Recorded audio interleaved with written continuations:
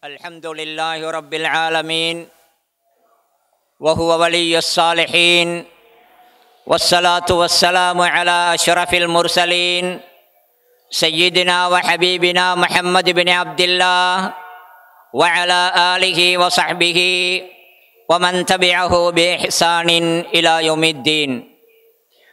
அன்பிற்கும் மதிப்புக்கும் உரியவர்களே, அல்லாஹு தஆலா எங்களுக்கு தந்த வருடத்தின் முக்கியமான 2 பெருநாள்களில் ஒரு பெருநாளை நாங்கள் இன்று ஆரம்பித்திருக்கின்றோம். இன்று நாம் ஆரம்பித்திருக்கக்கூடிய, நாம் கழித்து கொண்டிருக்கக்கூடிய இந்த நாள் இருக்கின்றதே, நபி அவர்கள் சொன்னார்கள், அஅதமுல் ஐயாமி இந்தல்லாஹி யௌமுன் நஹரி சும்ம யௌமுல் கர்ரி என்று சொன்னார்கள். நாட்களிலே அல்லாஹுவிடம் மிக மகத்தான நாள் நஹர் தினம் என்று சொல்லப்படக்கூடிய ஹஜ்ஜு பெருநாளுடைய இன்றைய இந்த 10ஆம் பிறை நாள் என்று சொல்லிவிட்டு அடுத்ததாக சும்ம யௌமுல் கர்ரி, அடுத்து 11ஆம் பிறையுடைய நாள் என்று சொன்னார்கள்.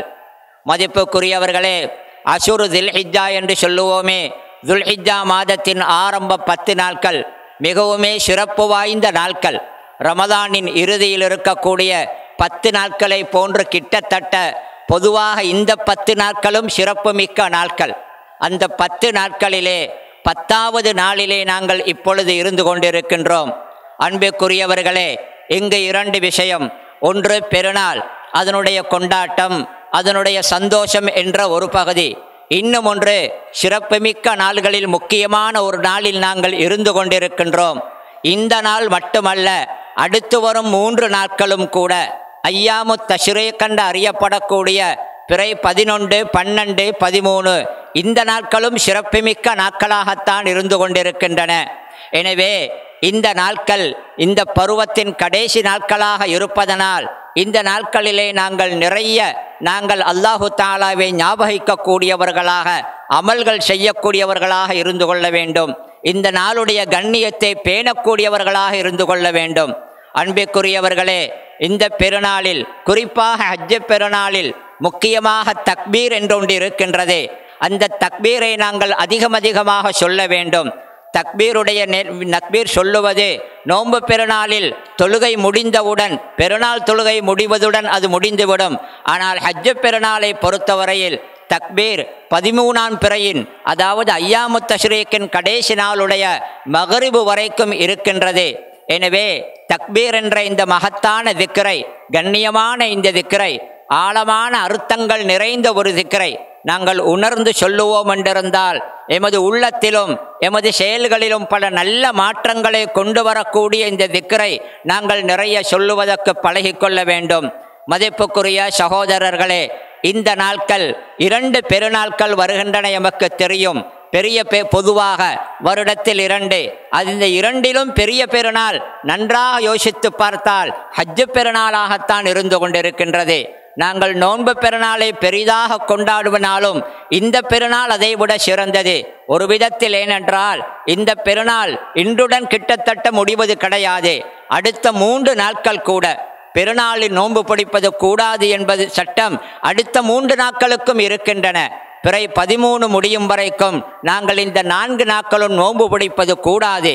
ஐயாமு தஷ்ரீக்கை பற்றி சொல்லும் பொழுது ஐயாமு அக்லின் வஷுருபின் வதிக்கிரில்லாஹி என்று நபி அவர்கள் சொன்னார்கள். உண்டு குடித்து சந்தோஷமாக இருந்து அல்லாஹ்வை திக்ர் செய்யும் நாள் என்று சொன்னார்கள். எனவே இந்த நாட்களின் மகத்துவத்தை புரிந்து அதன் மூலம் நாங்கள் பயன் பெறுவதற்கு நாங்கள் முடிவு செய்து அதற்கான உறுதியை எடுத்துக்கொள்ள வேண்டும். மதிப்புக்குரியவர்களே, அடுத்ததாக இது பெருநாள். பெருநாள் என்பது மகிழ்ச்சிக்கும் சந்தோஷத்துக்கும் உள்ள நாள். அல்லாஹு தஆலா அதை தந்தது ஒரு பெரிய அருள். அந்த அருளை தந்த அல்லாஹ்வை மறக்காமல் இருக்க நாங்கள் தக்பீர் சொல்லுகின்றோம். இந்த நாளை நாங்கள் தொழுது நல்லுபதேசத்தை கேட்டு ஆரம்பிக்கின்றோம். இந்த பெருநாளைக்கென்ற இஸ்லாம் எங்களுக்கு அதை கொண்டாடுவதற்கு தந்த பெருநாளிலே உண்மையில் சில விடயங்களில் இஸ்லாம் எங்களுக்கு அனுமதியும் தந்திருக்கின்றது. பெருநாளன்று விசேஷமாக சந்தோஷமாக இருக்க சொல்லி இருக்கின்றது. ஆனால் பெருநாளுடைய எந்த ஒரு சந்தோஷமோ எந்த ஒரு கொண்டாட்டமோ எங்களுக்கு எமது கடமைகளை வீணடிக்கக்கூடியதாகவோ அல்லது மறுபுறத்தில் பாவங்களை செய்வதற்கு வழியானதாகவோ ஒரு நாளுமே இருந்துவிடக்கூடாது என்பதை நாங்கள் மனதில் நிறுத்தி கொள்ள வேண்டும்.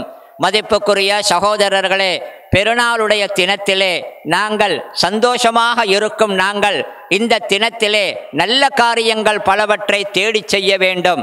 பொதுவாகவே எமது சமூகத்தை பார்க்கலாம். நபி அவர்கள் பெருநாளன்று விளையாடுவதற்கு அனுமதி தந்திருக்கின்றார்கள் என்பதை வைத்துக்கொண்டு அதை ஒரு கடமையை போன்று நாங்கள் செய்கின்றோம். அளவுக்கு மீறி அதற்கு முக்கியத்துவம் கொடுக்கின்றோம். அளவுக்கு அதிகமாக நிறைய பேர் அதிலே ஈடுபடுகின்றார்கள். அனுமதிக்கப்பட்ட ஒன்றை கடமையை போன்று ஏதோ செய்யும்படி நபி அவர்கள் ஏவிய ஒன்றை போன்று நாங்கள் செய்து கொண்டிருக்கின்றோம். ஆனால் நபி அவர்கள் செய்வதற்கு ஆர்வப்படுத்திய, நபி அவர்கள் செய்யும்படி சொன்ன எத்தனையோ இபாதத்துகள், எத்தனையோ சுன்னாக்கள் இருக்கின்றன. அதில் கவனயீனமாக இருந்து விடுகின்றோம். இந்த நிலை மாற வேண்டும் சகோதரர்களே. நபி அவர்கள் எதை தூண்டினார்கள், எதற்கு ஆர்வப்படுத்தினார்கள், எதற்கு முக்கியத்துவம் கொடுத்தார்கள் என்பதை கவனத்தில் எடுத்து அதிலே நாங்கள் அதிகமாக ஈடுபட வேண்டும். அதிலும் உண்மையிலே மகிழ்ச்சி இருக்கின்றது. ஒரு அடியானுக்கான உண்மையான மகிழ்ச்சி என்ன தெரியுமா? அல்லாஹுவுக்கு கட்டுப்படுவதாக இருக்கின்றது. எனவே நல்ல நாள் பெருநாளை அல்லாஹ் விரும்பும் நாளாக கழிக்கும் விதத்தில் நாங்கள் அமைத்து கொள்ள வேண்டும். இந்த நாளையிலே நாங்கள் கவலைகளை மறக்கின்றோம், சந்தோஷமாக இருக்கின்றோம். இதே நாளையிலே நாங்கள் பகைமைகளையும் உறவுகளுக்கிடையிலான பிரிவுகளையும் மறந்து நாங்கள் ஒற்றுமையாகி நாங்கள் அந்த சந்தோஷத்தையும் நாங்கள் ஏற்படுத்திக் கொள்வதற்கு இதை வாய்ப்பாக நாங்கள் அமைத்து கொள்ள வேண்டும். மதிப்புக்குரியவர்களே, ஹஜ்ஜு பெருநாள் காலம் வந்துவிட்டாலே நிறைய பேசப்படும் ஒருவர்தான் நபி இப்ராஹிம் அலைஹிஸ்ஸலாம் அவர்கள். நபி இப்ராஹிம் அலைஹிஸ்ஸலாம் அவர்களுடைய தியாகங்கள், அல்லாஹுவுக்கு அவர் கட்டுப்பட்ட அந்த அழகு, இவைகளை ஞாபகப்படுத்தும் விதத்தில் தான் ஹஜ்ஜுடைய அமல்களில் நிறைய இருப்பதை நாங்கள் பார்க்கின்றோம். அந்த நபி இப்ராஹிம் அலைஹிஸ்ஸலாம் அவர்கள் அல்லாஹுவுக்கு முழுமையாகவே கட்டுப்பட்டார்கள். அல்லாஹு சொன்ன கட்டளைகளை முழுமையாகவே நிறைவேற்றினார்கள். வஇத்பதலா இப்ராஹிம் ரப்பஹு பிகலிமாத்தின் ஃபஅத்தம்மஹுன்ன. அல்லாஹ் சொல்லுகின்றான், சில கட்டளைகளை கொடுத்து சில விடயங்களை செய்யும்படி சொல்லி நாம் இப்ராஹிமை சோதித்த நேரத்தை சிந்தித்து பாருங்கள். அல்லாஹ் செய்யும்படி சொன்ன கட்டளைகளை இப்ராஹிம் செய்தார் என்று அல்லாஹ் சொல்லாமல் எப்படி சொல்லுகிறான் தெரியுமா? அத்தம்மஹுன்ன, அவைகளை பரிபூரணப்படுத்தினார் என்று அல்லாஹ் சொல்லுகின்றான். ஒவ்வொரு அல்லாஹ்வுடைய கட்டளைகளையும் எந்த குறையும் இல்லாமல் முழுமையாகவும் பரிபூர்ணமாகவும் செய்து முடித்தார். இப்ராஹிம் அல்லதி வஃபா, எல்லாவற்றையும் முழுமையாக நிறைவேற்றிய இப்ராஹிம் என்று அல்லாஹ் சொல்லுகின்றான். மதிப்புக்குரிய சகோதரர்களே, இப்ராஹிம் நபி வரலாறில் மிகப்பெரிய இடத்தை பிடித்த ஒருவர் மட்டுமல்ல, எமது மார்க்கம் கூட இப்ராஹிம் அலைஹிஸ்ஸலாம் அவர்கள் கொண்டு வந்த மார்க்கத்தை சார்ந்தது, அதை தழுவியதை போன்றுதான். எல்லா நபிமார்களும் சொன்ன அடிப்படைகள் ஒன்றுதான். எனவே எல்லா நபிமார்களும் போதித்த மார்க்கம் ஒன்று.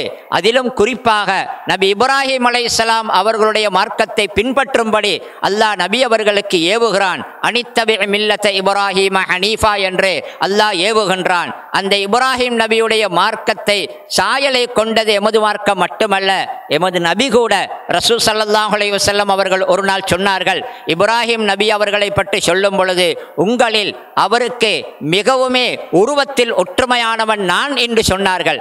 நபி அவர்களுடைய சாயலில் தான், உருவத்திலும் இப்ராஹிம் அலைஹிஸ்ஸலாம் அவர்கள் இருந்திருக்கின்றார்கள். மதிப்புக்குரியவர்களே, அந்த இப்ராஹிம் அலைஹிஸ்ஸலாம் அவர்களுடைய ஆளுமை ஆச்சரியமானது.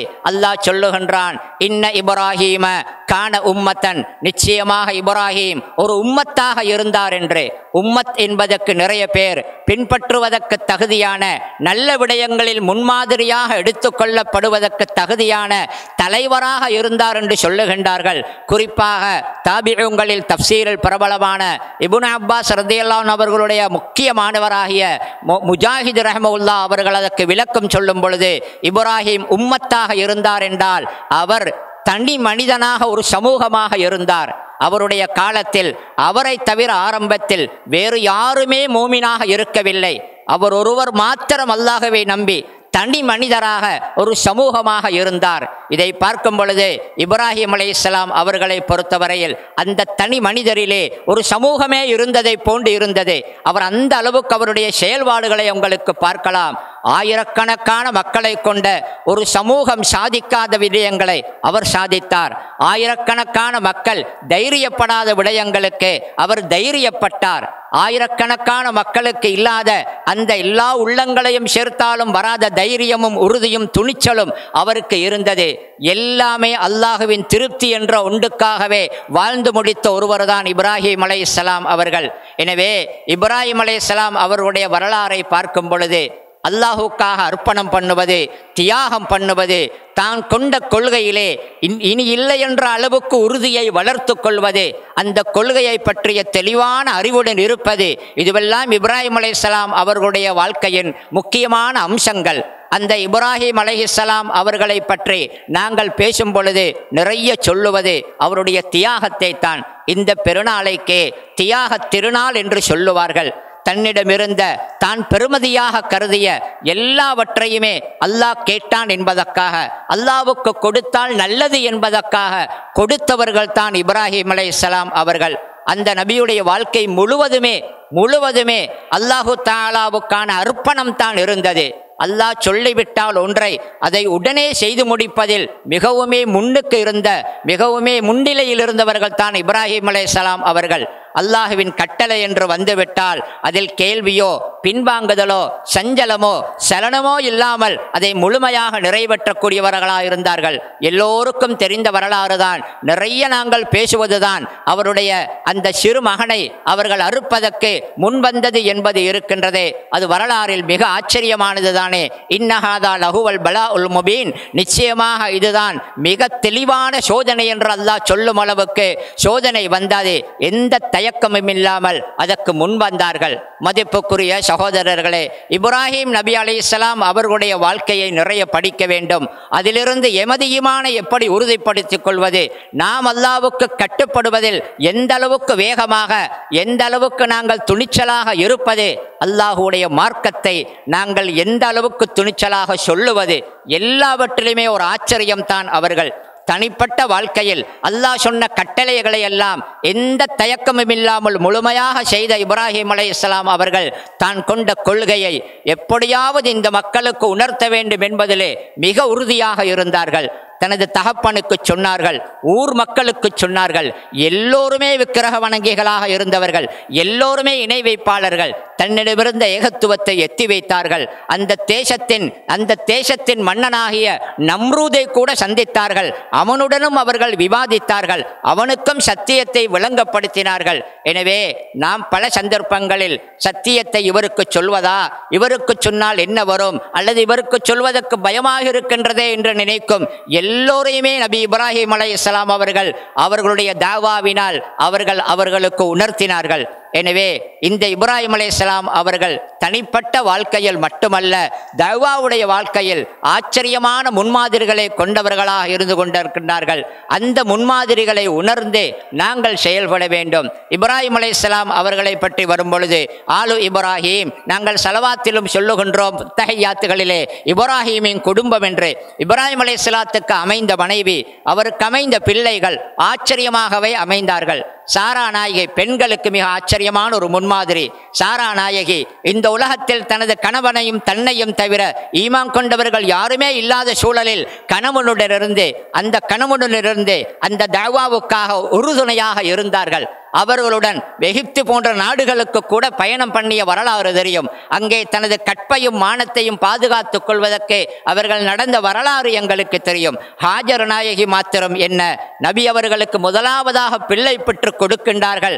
அந்த பிள்ளையுடன் பறந்த அந்த வறண்ட பாலைவனத்திலே மனிதர் இல்லாத அந்த சூழலிலே மாப்பிள்ளை கொண்டு வந்து விட்ட பொழுது ஹாஜர் நாயகி அவர்கள் முடியாது என்று சொல்லவில்லை. ஒன்றை மட்டும் கேட்டார்கள், விட்டுவிட்டு இப்ராஹிம் திரும்பி பார்க்காமல் போகும் பொழுது எங்களை விட்டுவிட்டு செல்லீர்களே, ஏன், இது அல்லாஹ் சொன்ன கட்டளையா என்று கேட்கின்றார்கள். ஆம் என்று இவர் சொன்னவுடன் அவர்கள் ஒரு அருமையான பதிலை சொன்னார்கள். இதன் அல்லாஹ் தான் விடச் சொன்னான் என்றிருந்தால் விட்டுவிட்டு போங்கள், அல்லாஹ் எங்களை ஒரு நாளுமே கைவிட மாட்டான் என்று அந்த ஈமானிய உறுதியை அந்த பெண்மணி அவர்கள் சொன்னார்கள். அந்த பெண்மணி மட்டுமல்ல, இப்ராஹிமுக்கு அமைந்த பிள்ளைகளும் அப்படித்தான் இருந்தார்கள். இஸ்மாயில் அலைஹிஸ்ஸலாம் அவர்களை பாருங்கள், தந்தைக்கு மிக நன்றியாக தந்தையுடன் உறுதுணையாக இருந்து கஅபாவை கட்டியது மட்டுமல்ல, அந்த சின்ன பருவத்திலே கிட்டத்தட்ட ஒரு 10-12 வயது காலத்திலே தந்தையே அறுப்பதற்காக கீழே படுக்க சொன்ன பொழுது தந்தையே யோசிக்கின்றார், மகன் என்ன நினைப்பாரோ என்று. அந்த இடத்திலே சொன்னார்கள் தானே, யா அபதி ஃஅல் மா துஅமர், வாப்பா உங்களுக்கு எது ஏவப்படுகின்றதோ அதை செய்யுங்கள் என்று சொன்னார்கள். எனவே ஒரு மனிதனுக்கு இன்னும் ஒரு விதத்தில் யோசித்தால், அல்லாஹுவுக்கு அவன் கட்டுப்பட, அவன் அல்லாஹ் விரும்பியபடி வாழுவதற்கு அவனுக்கு நல்ல மனைவி, அவனுக்கு நல்ல பிள்ளைகள் அமைந்தால் அது உண்மையிலே பாக்கியம்தான். எல்லோருக்கும் அது அமைவது கிடையாது.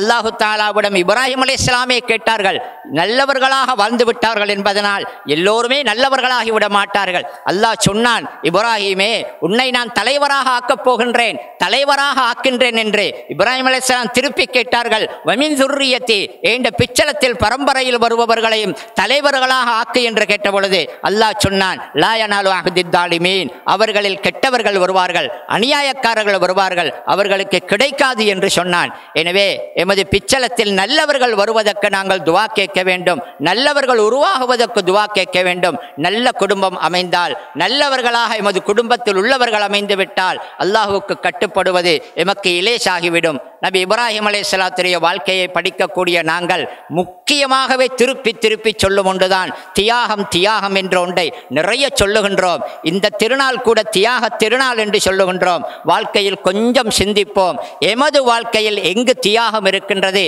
அது எவ்வளவு இருக்கின்றது என்று.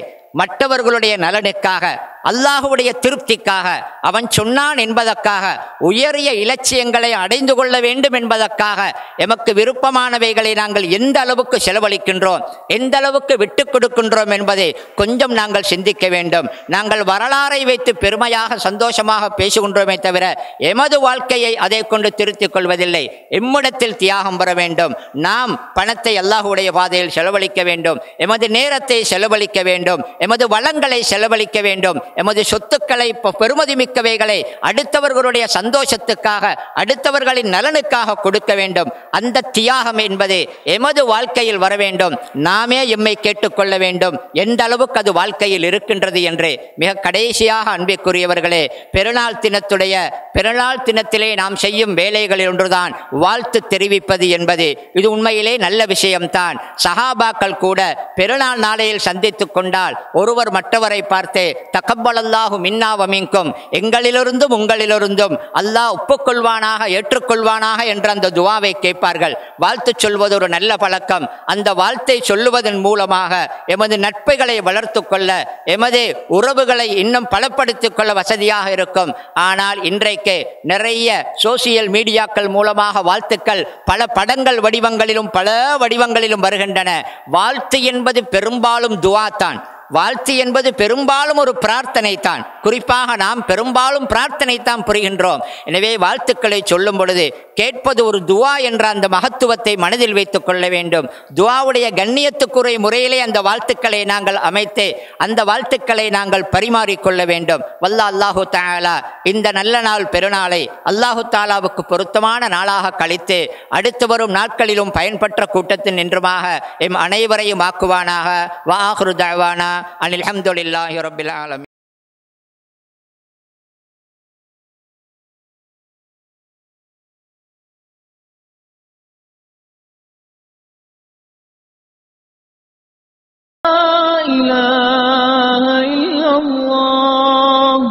அல்லாஹு அக்பர், அல்லாஹு அக்பர், வலில்லாஹில் ஹம்த். அல்லாஹு அக்பர்.